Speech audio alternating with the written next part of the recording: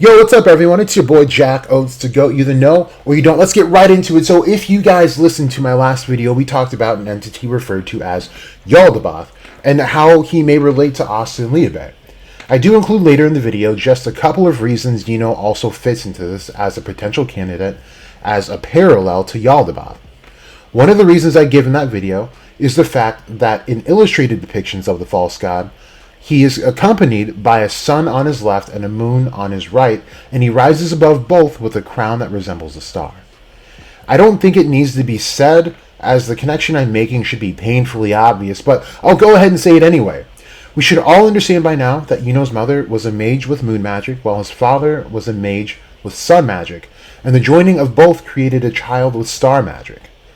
The other connection I made was that you guys should definitely like and subscribe to this channel if you happen to enjoy the content that I make, because I happen to make content somewhat regularly now. It's pretty cool. So I also go live on weeknights and sometimes on Fridays and sometimes on Sundays. Well, I think I've been pretty consistent about at least Fridays. So definitely subscribe, put your notification bells on if you happen to like this and some of the lives that I've done in the past. But let's get back into this. The other connection I made was the fact that Yaldabaoth in the depiction is known as the one who eats gods of former pantheons. Seeing that Yno has 3 spirit dive forms with the names of gods of wind, with the 4th possibly coming and that 4th possibly being Notus, it seems as though it could be a reference to him having eaten those gods. Moreover, Yno has this unique attribute of being loved by Mana, but we have never seen someone be loved by Mana as aggressively as he has. It even got to the point that he completely disrupted spells. This could be interpreted as him eating Mana.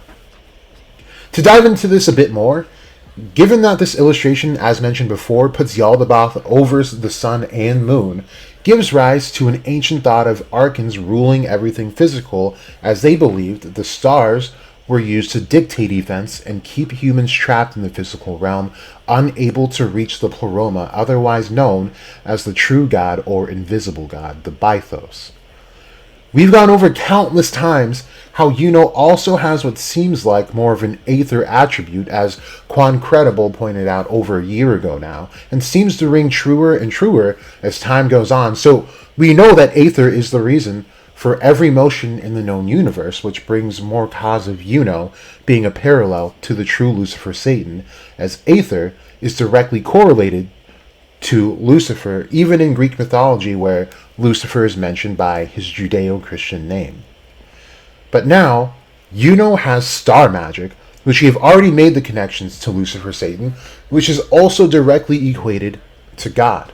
But today, I want to reference a video that Wizard King Minato has made in his Star Sapphire video. Wizard King Minato pointed out that the name of Yno's spells reflect the Arma Christi. For those unaware of what the Arma Christi is, they are the tools, weapons, and events that happen during the crucifixion and also leading up to the crucifixion of Jesus Christ, and this is massively important to this video right now. On this channel, we've talked about the potential of either Asta or Yno being a parallel to Jesus Christ or Lucifer Satan. It seems as we get further into the story that Yno corresponds to Lucifer more and more than he does to Jesus Christ, and to drive this theory home, I need to fill you in on some more of the story of Yaldabaoth. When the world was created and humans started populating the land, God first sent Sophia down to Earth to attempt to save humanity from the trap of reality by enlightening them so that their souls would transcend physical matter altogether and go back home to the Pleroma. But Sophia didn't just come down from her aeonic abode, she was essentially split into 2. Her higher self staying within the Pleroma, while her lesser self was trapped in the body of matter made by Yaldabaoth in order to interact with the people in the physical realm.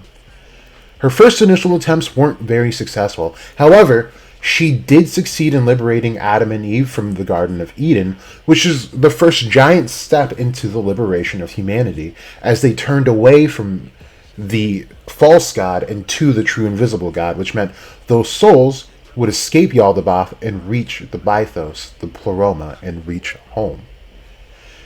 After some thousands of years, the Virgin Mary had a child, and of course we know this child was known as Jesus Christ. In the Gnostic tradition, they believed that the true invisible God reached out directly to put another agent of liberation on earth to get humans to turn away from Yaldabaoth, the false god. The story from there I believe we all know. His life ultimately leads up to his death for the sake of humanity, where he then does not go to heaven but instead goes to hell, as this was known as the harrowing of hell, where Jesus descends through every level of hell and triumphs over the archons and rises back up to earth and then to the pleroma. Throughout Jesus' time on earth, Lucifer tries to get Jesus to end his endeavors by tempting him to pray to Lucifer in exchange for ownership of the planet Earth. But of course, Jesus denied every attempt. It's important to realize that in this scenario, Lucifer is Yaldabaoth. Now back to Black Clover. Let's now flip the script. Instead of Asta or Liebe being Yaldabaoth, Yuno is instead he, and Asta or Liebe are the Christ-like figure or figures, which I prefer to refer to as the Silver Star. This would mean that a humongous nail has been put in Yuno's metaphorical coffin as him being the true Lucifer Satan, as he not only has attributes that correspond directly to Lucifer Satan, but now has an arsenal that utilizes the weaponry and items used against Christ. If this is in fact the story being unfolded in front of us, then Asta may very well descend into Qliphoth, as this would reflect what is known as a harrowing of hell.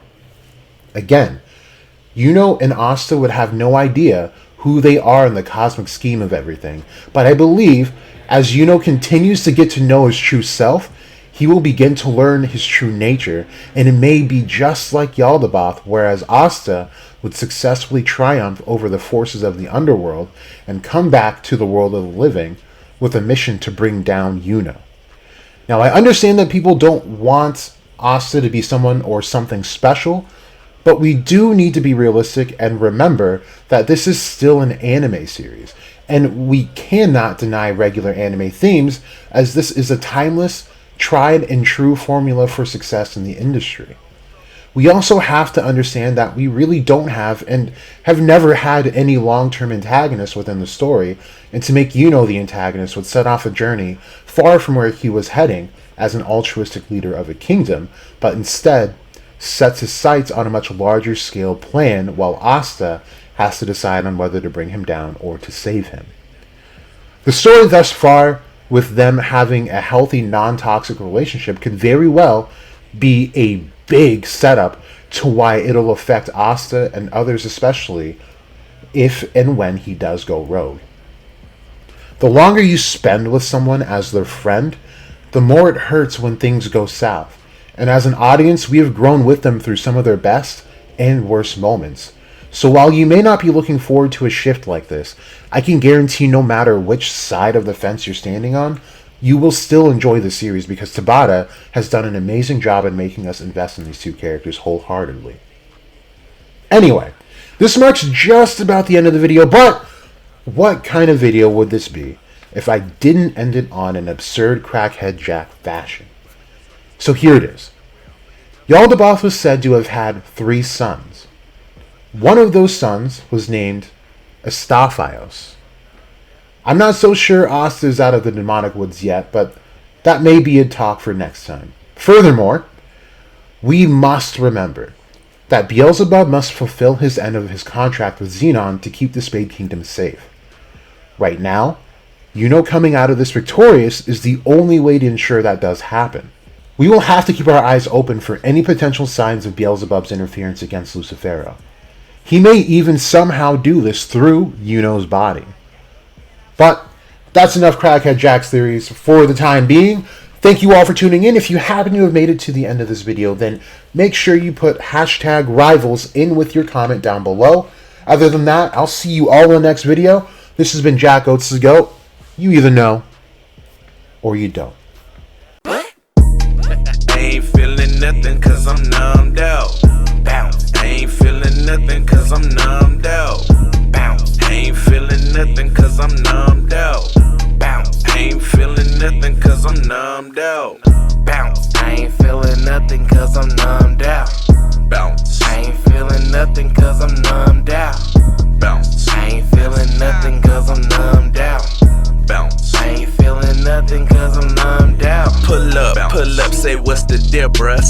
would lose my cool any second if they don't hear us. Many people would fear us. Say when you look in the mirror, don't you compare us to anything that get embarrassed. Ha, ha, woo. So many people be talking like they want the problems or something. I noticed that all of you polish and all of you people get punished. It's hard to keep food on your stomach. To all of the hustle keep running. That's hard to stay humble with nothing. We're off of the jungle, we're bugging. So let me come down all of a sudden. I told you that we keep it buzzing. Ha, woo. I ain't feeling nothing cause I'm numbed out. Bounce. I ain't feeling nothing cause I'm numbed out. Bounce. I ain't feeling nothing cause I'm numbed out. Bounce. I ain't feeling nothing cause I'm numbed out.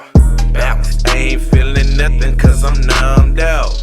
Bounce. I ain't feeling nothing cause I'm numbed out.